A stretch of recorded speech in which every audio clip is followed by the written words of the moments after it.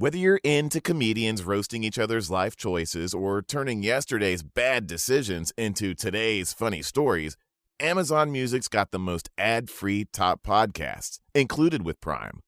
Download the Amazon Music app and get in on the joke. Or go to amazon.com/ad-free comedy. That's amazon.com/ad-free comedy to catch up on the latest episodes without the ads. So, when I ask, what is Odoo? What comes to mind? Well, Odoo is a bit of everything. Odoo is a suite of business management software that some people say is like fertilizer because of the way it promotes growth. But some people also say Odoo is like a magic beanstalk because it grows with your company and is also magically affordable. But then again, you could look at Odoo in terms of how its individual software programs are a lot like building blocks. I mean, whatever your business needs. Manufacturing, accounting, HR programs, you can build a custom software suite that's perfect for your company. So, what is Odoo? Well, I guess Odoo is a bit of everything. Odoo is a fertilizer, magic beanstalk building blocks for business. Yeah, that's it. Which means that Odoo is exactly what every business needs. Learn more and sign up now at odoo.com. That's ODOO.com. Hello, my name's David Seaman, and this is the Three Lions Podcast.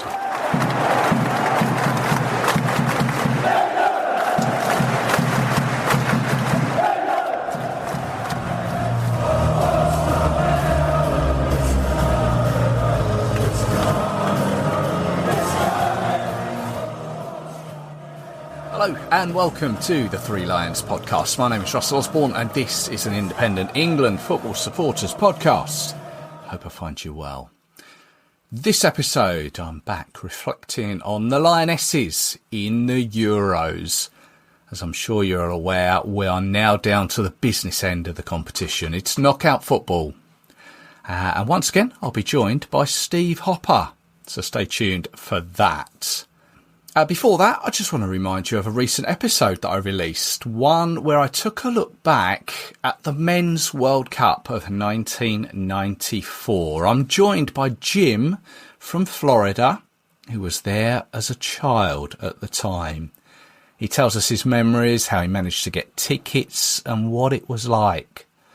And I also take a look at why England didn't make it to the finals. They had an ill-fated qualification campaign that would cost manager Graham Taylor his job. It's there at your podcast provider of choice or threelionspodcast.com. Already had a few messages about it, so thank you very much for that. Give it a listen. Tell me what you think. Okay then, back to the women and to the Euros. As I said on the recent episode where we looked at the Lionesses, it is hard to keep up to date when all the games are constantly coming. But let's just take a quick refresh as to where we are now before we catch up with Steve. Last time we spoke with Steve, England had beaten Wales 6-1 and confirmed their place in the quarterfinals. So the quarterfinals looked like this. Group A winners, Norway. They faced Group B runners-up, Italy. Now, this was a game that took its time to get going, shall we say. Italy took the lead in the second half. Norway equalised before Italy won it in the last minute of normal time, with Christina Girelli getting both Italian goals. My own opinion was that this was probably the first shock of the tournament. I don't think many would have had Italy down as semi-finalists. I certainly didn't. That's not to say they didn't deserve it. Although they did come through their group having won one, lost one, and they drew one. They were behind Spain. So, yeah, fair play to them. They've made it through to the semi-finals, as we'll find out who they'll play in a moment. Italy, they haven't had it so well in recent times with the women's side, but maybe this is their turning point. We'll see. But next up was our game against Sweden, and I've no doubt you know the result. A draw 2-2 after extra time. They then won 3-2 on penalties. There's quite a bit to unpick, in all honesty. Sweden, frankly, were the better team right from the off and were 2 up after 25 minutes thanks to goals from Aslani and Blackstenius, they'll kick themselves for not putting it out of sight. Poor Jess Carter was being pulled all over the place at the back. But as I said on Twitter, she wasn't the only one. None of the team came out in the same mindset of the Swedes. And it took until the 70th minute for things to change our way. And just as Gareth Southgate had done just over a year ago, Sarina Wiegman made the changes. She decided to she threw the kitchen sink at it. On came Mead and Adjiman for Toon and Stanway. And 8 minutes later, Chloe Kelly for Lauren Hemp. Kelly changed the game, basically. She provided the cross for Bronze to head home. And then 103 seconds later, Adjiman equalises after once again Kelly had provided the cross into the box. I think it was the Lionesses Twitter account that said the 103 seconds between the oldest player scoring and the youngest player scoring. It was quite a physical game, it has to be said. Leah Williamson has picked up an ankle injury. How bad that will be, we will have to find out.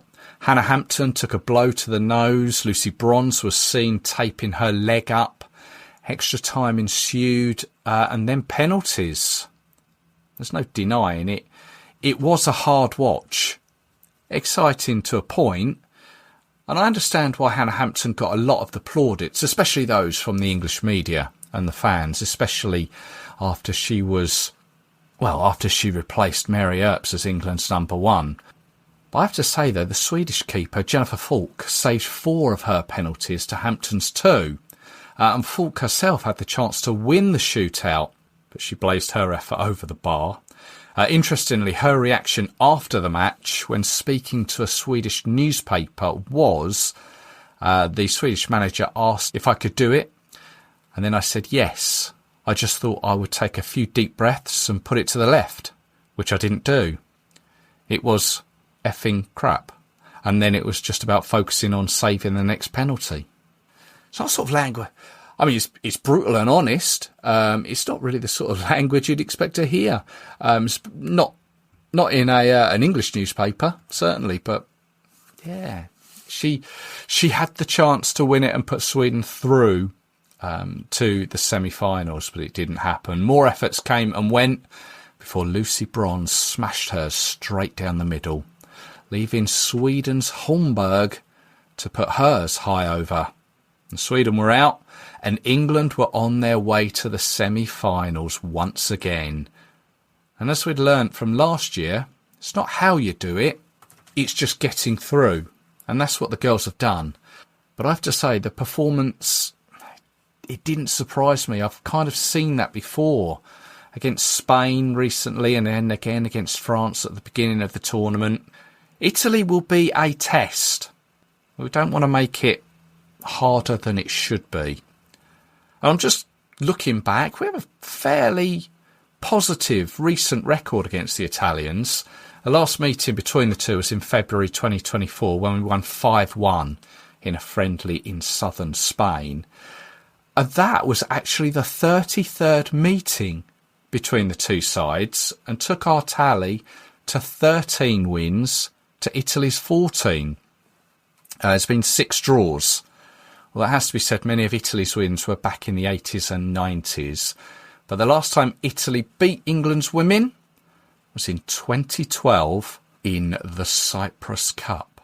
Now, as I'm recording this before the France-Germany quarter-final, the only other game to mention was Group B winners Spain against hosts and Group A runners-up Switzerland in the Wankdorf Stadium in Bern. And you know I've only said that because I can. Anyway, despite a good effort from the hosts in the first half, Spain won it 2-0 thanks to goals from Del Castillo and Pina. That was a cracker, that one. Although after the previous night's penalty disasters, Spain then missed 2 of their own during normal time, Caldente and Pateas missing from the spot. But Spain were through to face either France or Germany.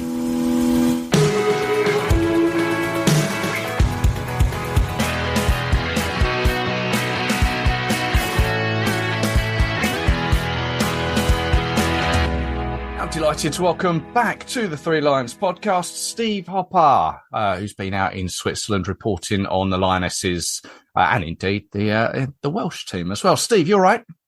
Hello, how are you doing? I'm very well, thank you. Yourself? Tired. It's been a tiring few weeks, and they won't let me rest. You're still busy working on the Lionesses and the Euro 2025. Absolutely. It's quite funny, really, because it's when you work on this kind of stuff, I hate to say it, you almost want them to go out just so you can have a rest, so you can relax. It's like there's definitely a part of you that goes, oh, just finish, just let this be the end. Whereas, obviously I don't really want that, but as a fan, obviously you're pulling 100%. So there's definitely a little bit of a different element to yourself that kind of where you have to think in professional mode.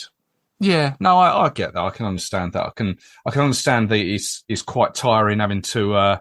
It's not just the games that you're taking in as a journalist. It's everything that surrounds it as well. I mean that lanyard gets you places where we don't get to see.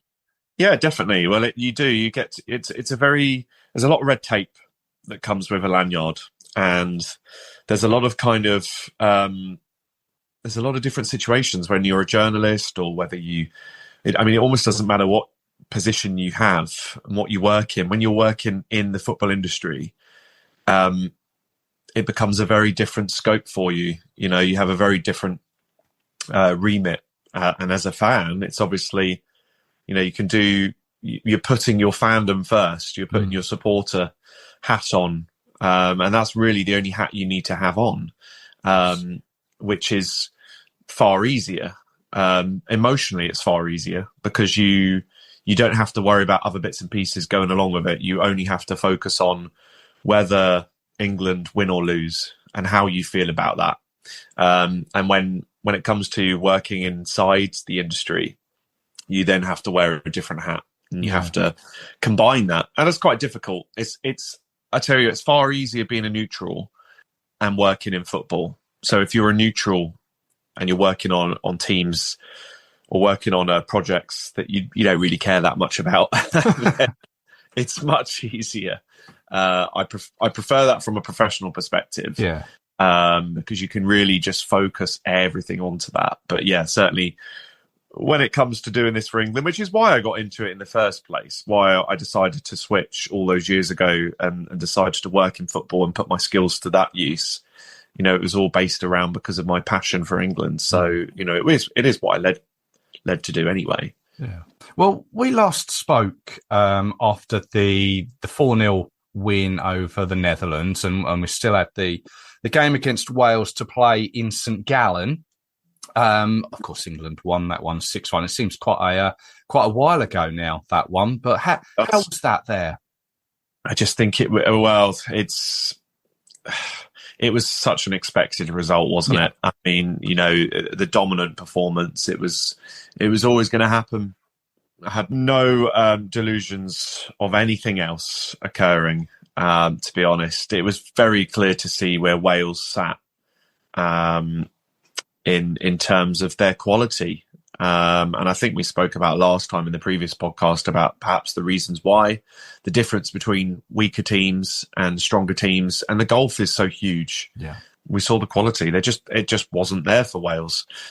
It was nice that they were there. It was nice that they had their moments. And it was nice that they got a goal from that game.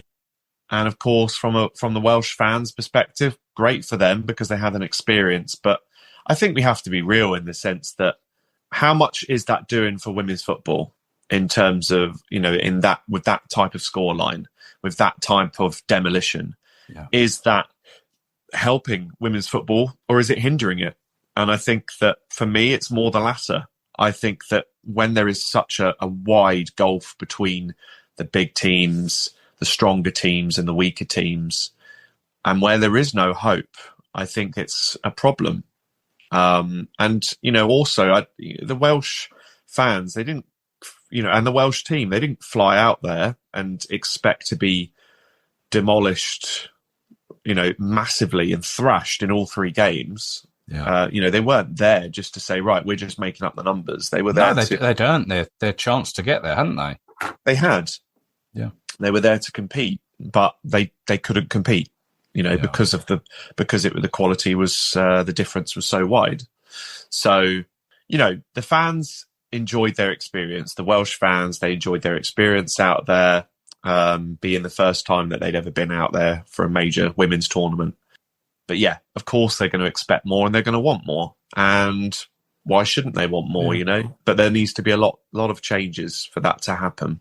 I think that will come, I'm sure, in time. They will learn from that experience. Likewise, the Poles, that was their first tournament, and they will learn. It's not just on the pitch; it's sort of how tournaments work as well, isn't it? We're fortunate as sort of Team England that they've been to so many tournaments, be it the women's or the men's, that they know how off the field things go to make things easier for the team on the pitch. Yeah, yes, there has to be some sort of professionalism, and obviously, as you quite rightly say, there's going to be, whenever you enter anything in life, whether it's football related or otherwise, and you go into something for the first time, you're obviously going to be working it out as you go. There's certain things you can't prepare for, and you can't prepare for the situation that you arrive into when it comes to a tournament. You can't prepare for, you can only do so much. And for example, the hotel and the training base, now they stayed obviously in a very small town of Eindhoven, where I was for a week with the Welsh team. And, one perspective, you could say that was brilliant. That was a great idea because they're remote and they've got some space and they can relax and they can really focus on what they're doing. But if you look from another perspective, it takes them very, very far away from the tournament experience, away from any fans. Yeah. There aren't really anybody else out there. And, how much energy does that actually take away from the experience? So I do often wonder whether that's a beneficial thing or not. I think that sometimes you have to look at a bit of a balancing act. Yeah. So it's important to sort of consider that. They'll work it out as they go. And they have to strive forward. They have to think about money and how much money they're going to sort of reinvest so that they continue their development. That's important. They've got to think about that going forward. They've got to think about how they deal with media stuff. I think that's the drawback of becoming successful, though, because if we talk about England, for example, who are miles ahead, of course, years and years ahead of Wales in terms of development and structure, we do have to consider how much we're taking away, how much authenticity we're taking away from the women's game.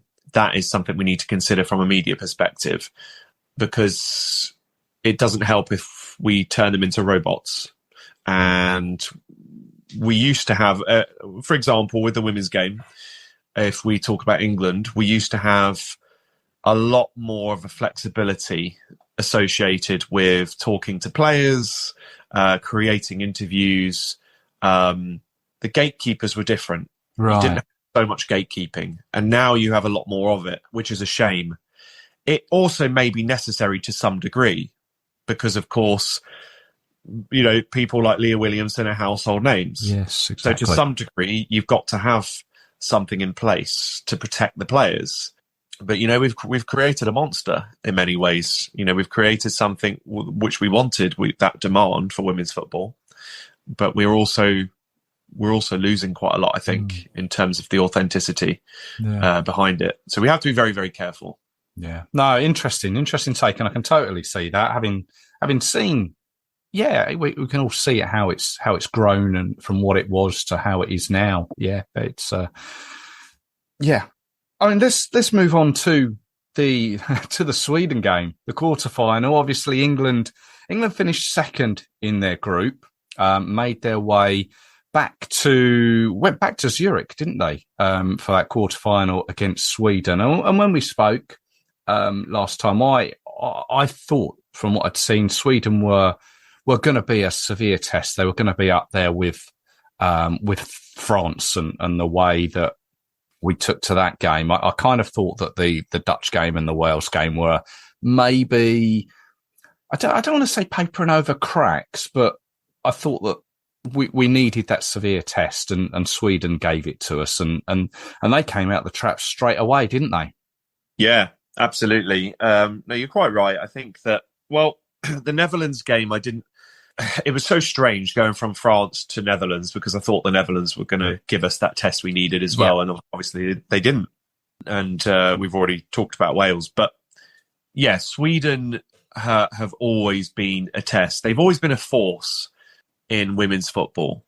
They haven't provided so much as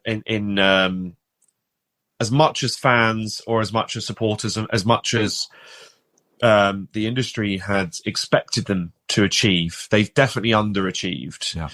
Sweden over the years in terms of their quality. They really should have won more tournaments, I think, and they haven't. The 1984 was when they beat England in the final, actually, of the women's championship. Yeah, of a very different Euros back then, wasn't it? For those that don't know, it was a two-legged final between England and Sweden, and Sweden came out on top of that after a penalty shootout, incidentally. Yeah, ironically. Yeah. And, so they've always been a force, and I feel that we were overlooking them. When you listen to people talk about England leading into that quarterfinal, there was so much talk about how great England were, how they got the best players in the world, reflecting on 2022, how we could go all the way and defend the championship. There was so much arrogance, I think, towards it. I heard a lot of arrogance almost, and this real almost definite article being placed, this will be the year that we defend it, and this will be the game where we move forward. Who are we going to play in the semi-final, and all this? Oh, it's going to be Italy. Like there was a lot of stories out there that were talking as if we'd already achieved it, which wound me up quite a bit because that wasn't. You can never overlook a team like Sweden, and the fact that we beat them 4-0 in the semi-final created that type of narrative as well in the 2022 Euros. Yes. So, but you can't overlook a team like Sweden ever. There was too much talk about the past, too much talk about the 2022 championships, and like you said, they came out of the gates. They had revenge on their minds. That talk only instilled more motivation in them to say, right, let's go and prove them wrong. And they were dominant. England looked exactly the same as they did against France. They've had these moments over the last few years. They had it during the 2023 World Cup. England have a lot of issues within their setup, which aren't bringing out the best in certain players.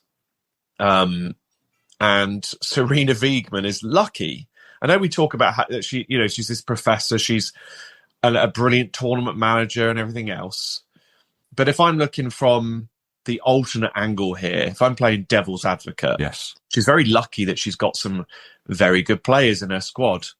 The likes of Chloe Kelly, he changes games. Absolutely. So, she brought them on. Obviously Aggie Mang as well, bringing her on. She's now got a new sort of prodigy, a new teenage sensation.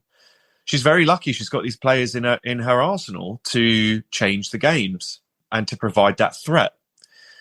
Had she not had that, it would be a very, very different story. Sweden had England worked out for 70 minutes of the game. There were very, very few moments where England were creating any opportunities. Anytime they created any sort of attack, England struggled. You could see the time they were thinking it out, and they didn't have the answers. And Sweden thwarted every attempt. Not only did Sweden completely baffle them in attack, but they baffled them when Sweden was sitting behind the ball, when they were in defence. England had no idea what they were trying to do with the ball. And then it wasn't until obviously the game changed when you brought your Chloe Kelly on and she had those 2 assists. Exactly, yeah. It altered the whole thing. And then came a very different game towards the end, towards the final 20 minutes, and in extra time. It became a very different game, and one of which that I think a lot of people would sit up and take notice of the women's game in a very different light, because it was gritty and it was dramatic, and it was the sort of game that women's football needed, actually. It's quite physical. Sweden were a physical team, weren't they? And they weren't afraid to put their foot in and it be a game of football. Yeah, definitely. I mean, and I think that's really healthy for football. Yeah. I mean, what's not healthy is some of the refereeing decisions, of course. We see it in the men's game a lot, so I don't think we can necessarily just target the women's game and say, well, it's only here. There were definitely some questionable decisions, including the elbow at the early on in the game. Yeah. You know, that there was not good and definitely needed a yellow, if not a red. VAR didn't come in, obviously, and change that whatsoever. But yeah, for me, that was a yellow all day long, at least. Yeah. Because she rose her elbow, you could see that. So they were very physical, and I think that's a good thing to have in the game, because it will change opinions. Being more physical, or having it seen to be more physical, will change opinion. Yeah. I think a lot of supporters of the men's game don't necessarily appreciate how physical the women's game can be at times. It definitely can be. Yeah. Maybe it's not as apparent. I'm not sure. I've definitely seen some physical games in my time covering women's football. But this one was really important. And yeah, it was like a war zone out there where at times, which was just brilliant. And it was really, they've been talking all tournament about playing proper English football, having the English way. That's what the team has been using. Serena Wiegman, like getting it, and that showed. And that's really good for fans to be able to see that. Yeah.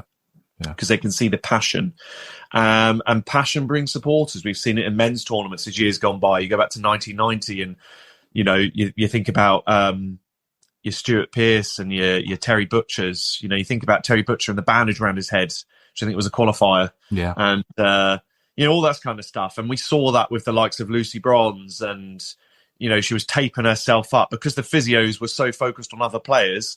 There were no physios left, so Lucy Bronze had to focus on strapping herself up. And I love that image. It's going to be an iconic moment, that. I thought it was absolutely brilliant, because then you've got a lion heart, or a lioness heart, I think we would call that. Yeah. And it was a really, really brilliant image. And you're right, that's going to go up. That should go down in history as one of those images, her strapping her own leg up. I just thought it was excellent. Hannah Hampton, who she had a couple of questionable moments in that game. There was the second goal for me. She probably should have done better at coming out. The second goal that Sweden scored. She certainly silenced any critics there, and proved that she is well deserving of her number one status. She had a bit of friendly fire clattering with I can't remember who it was, but whether it was Kira Walshaw or someone else. Yeah, ended up with a bloody nose. Another iconic image. Yes, of that tissue hanging out of her nose all game. Imagine you're about to be a goalkeeper in a penalty shootout, and we all know what happens when you bloody your nose or you get hit in the nose. That can really play havoc with your eyesight. And bear in mind, she has an eye condition as well. Does she? I didn't know that. Yeah. So Hannah Hampton basically has an issue. She has an eye condition. I can't remember the scientific term, but it actually wreaks havoc. I say wreaks havoc, maybe that's a bit too far, but it basically changes her perception of depth. Okay. Which, when you think about it, she was told when she was younger that she would never be a professional footballer because of it. And now, obviously, she can turn around and be like, well, I didn't do too badly, did I? Number one for England. There you go. Well, I mean, let's move on to the penalties. The first thing, obviously, everyone said was the quality of them. But I think it's important to say that the quality of penalties can change in any sort of game. That isn't the first time there's been a bad set of penalties, and it won't be the last. It was entertaining, I'll give it that. It was entertaining. And I always say how much entertainment and drama is really important for the game, and especially in the women's game. It doesn't matter what tournament it is, whether it's men's tournament or women's tournaments. Drama and entertainment are so vital to make sure that the success continues, especially in international football. And that was there. Yeah. That being said, it was incredibly poor. The penalties were not good. And there obviously has been a lot of skepticism because of that. In many ways, it's a real shame that the penalties were poor, and they were so poor because it had come from a game that had been so dramatic and exciting. And, with the sort of, like I've already said, about having that war zone, a proper gladiatorial situation. And in a way, it kind of, I think it may have undone that feeling towards women's football, because if it had ended there and someone had pinched a goal in extra time, I think that people might have looked back on it and gone, wow, that was actually very impressive. Look at how much they put their bodies through. Yeah, and instead we had a bit of a bitter taste afterwards, or certainly because it gave people, it gave the naysayers and the people that do criticize women's football, it gave them the opportunity to go, yeah, see, we told you so. Look at how bad women's football is. So it became that image at the end, which is a real shame. And there is no getting away from the fact that the penalties were poor. They were. And you're absolutely right. I've seen men and women's games where penalties have been poor previously. I don't think I've seen a penalty shootout that has been worse than that in terms of both sides producing, at that level, at an international level. I don't recall a game in either men or women's football where the penalties were so bad. And again, that doesn't help because it's on the biggest stage. But we do need to think, we need to be a bit balanced with it. Psychology comes into play, energy comes into play. They played a long game. They put their bodies on the line. Of course, the penalties are going to be worse because of how much they put into the game, how much effort and energy they put in. So they're going to be exhausted. They're not going to be kicking a penalty like they would 90 minutes prior, or unless you're Lucy Bronze. Unless you're Lucy Bronze. Rifled that one down the middle, yeah. or Chloe Kelly, but of course, Chloe Kelly obviously had a slightly less game time, because she came on at 70 minutes or just after that, I think. And yeah, Lucy Bronze played the whole game. So unless you're Lucy Bronze, whose middle name is tough. Exactly. Literally. Yes. Well done to her mum and dad, putting that on her when she was born. Yeah, she literally became that. So you're right, unless you're Lucy Bronze. But most of them, they were absolutely out on their feet. So yeah, they're not going to perform the same sort of penalties as they would prior. And I don't know, some people will go, yeah, well, the men do. They do the same thing. But I don't think that's a fair comparison. So I think we kind of need to just kind of move on from that. I think it's important to just, recognise it and say, yeah, fine, the penalties were crap. But actually, we had an amazing time watching that game. There was a lot of drama. You didn't know which way it was going to go. It's one penalty shootout. Yeah. And who cares? Yeah, and by all accounts, 7.5 million people tuned in on the TV to see it, which is always a bonus, which is always a plus. That's going to bring in a lot more interest as the tournament goes on, and as the tournament goes on, doesn't matter how you get there, but England are in the semi-final, and the opposition will be Italy. Now, Italy got there after beating Norway in the last minute. I think it's safe to say Italy are perhaps not as good as England, but having obviously already had this conversation where you've said people were already saying England were going to be into the semi-final, it's always dangerous to say things like this. How do we see this semi-final going?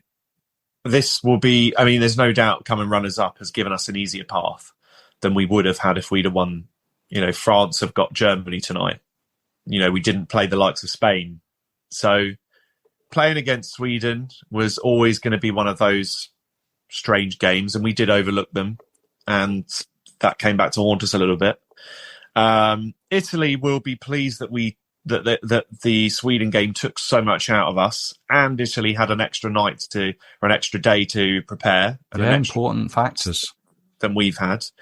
But, you know, we're professionals. England are professionals. They are at the pinnacle of the game. We've been tested and we've been to these levels many times before. So it's not like we're going to go into it and say, well, we can't. That's not an excuse. They have the best facilities in the world in women's football, and the best training and the best coaches and the best staff. So it's not an excuse to say, well, we did a 90 minutes plus extra time plus penalties. Really, you know, to go into the Italy game, you're not going to get any better preparation than what we have. And that is tournament football after all. So they will be well prepared for these potential situations.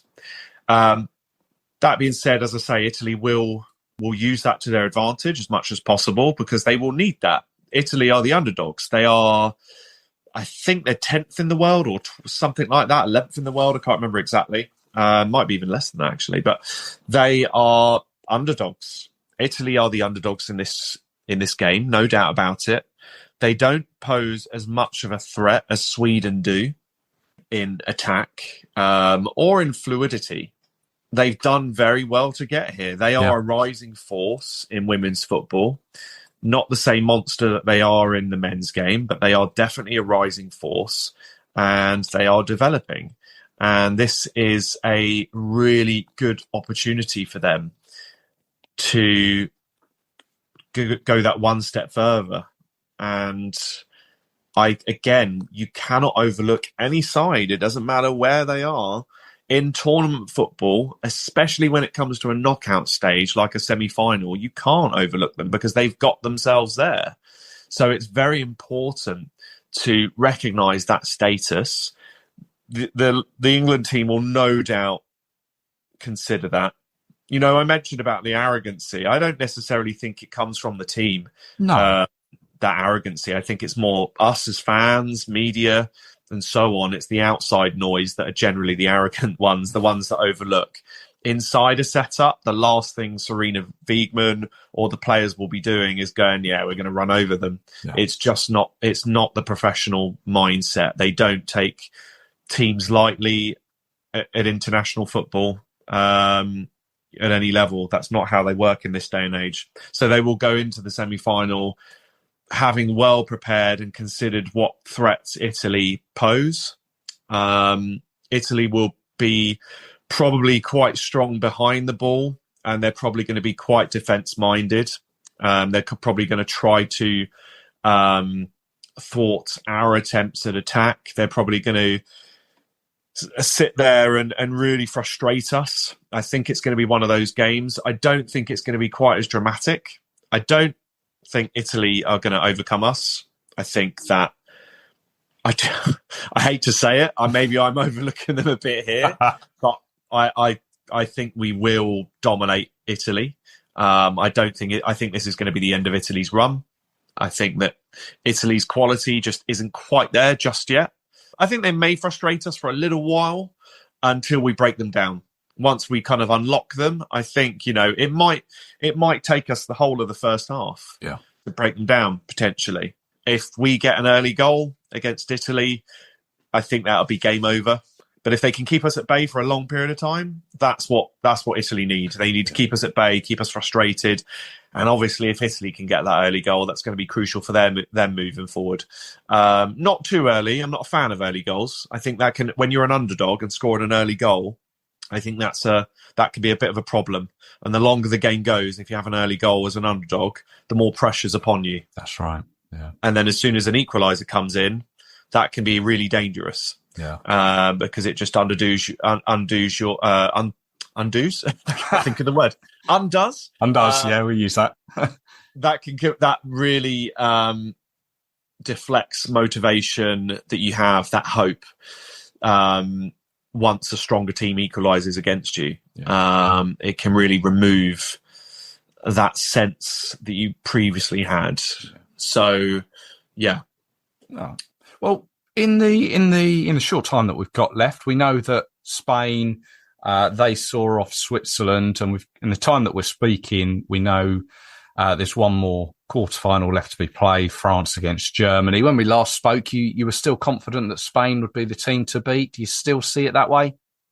No, I think France are the team to beat. You think France? Okay, yep. I think France are the team to beat. I've actually always said France are the team. Yeah, you did say that, thinking back, yes. Thank you very much.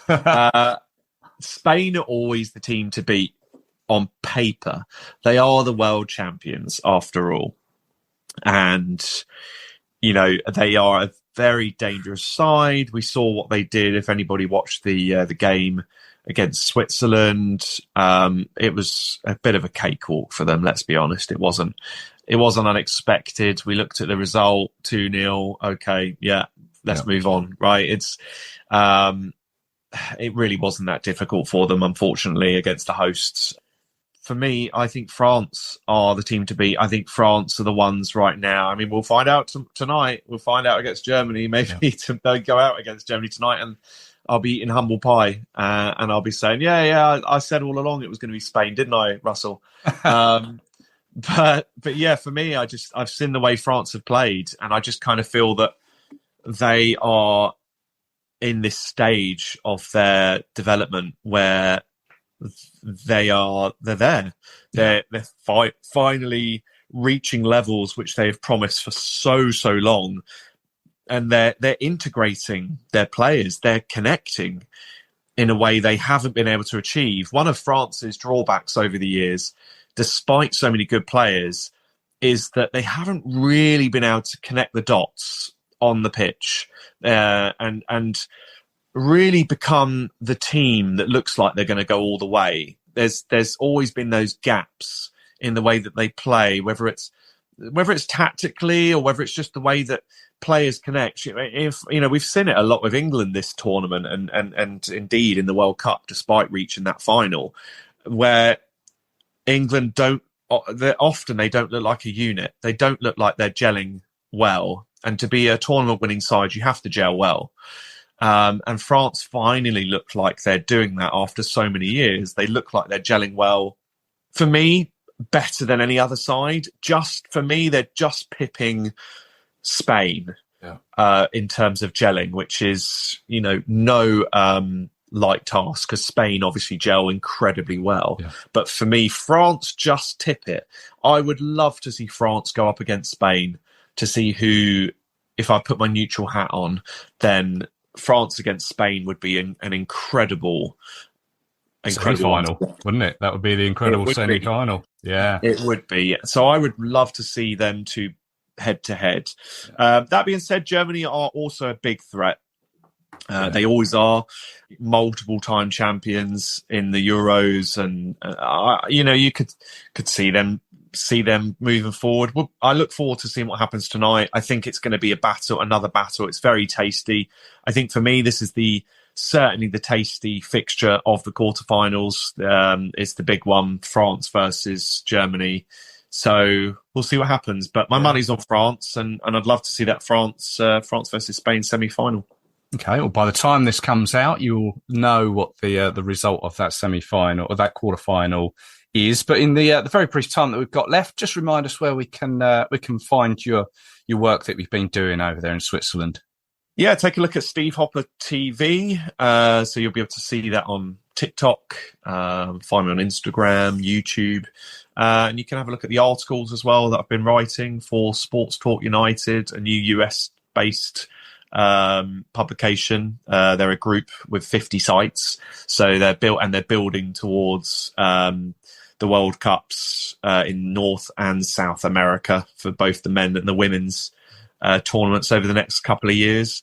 So that's quite exciting to be a part of. Very, very early stages there. So they're building towards that, but very exciting to see what they can do. So I've been writing for them. So yeah, go and check out the articles in there. You'll be able to see other bits and pieces that I'm working on as well. Great stuff. Steve, thank you very much, as always, for your time. Hopefully we can have another chat when a few more games down the line. Hopefully the Lionesses can make it to that final. Yeah, it'd be good to see. I hope to. I'm not sure whether I'm heading back out or not. I'm waiting to find out what some of the companies that I'm working for want me to do. Could be the third time that I head out, so I'm waiting for that word, whether they need me out there or not. But if not, I'll be in the comfort probably of my own home with a cup of tea, watching it on telly, the semi-final. But which I actually don't mind. I'm getting so old that I don't mind that, to be honest. I've got to that point in my life where I'm quite happy. Know the feeling, I have to admit. Nice one. Steve, thank you very much for your time. And yeah, let's speak again. Thanks, Russell. Appreciate that. Thanks to Steve there. Here's hoping he gets the call to head back out to Switzerland for the opportunity to see the Lionesses once again. Don't forget you can find him on Instagram. Just search Steve Hopper TV. So let's leave it there. Thanks for joining me. Hope you've enjoyed it. I'll be back with you once again very soon with some more England-related content. So until then, take care of yourselves. Cheers.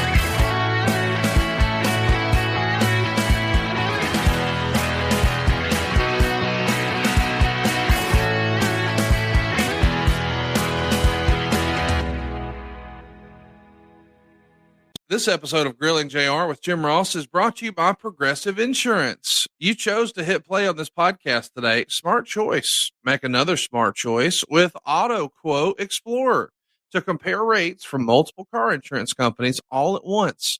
Try it at progressive.com. Progressive Casualty Insurance Company and affiliates, not available in all states or situations. Prices vary based on how you buy.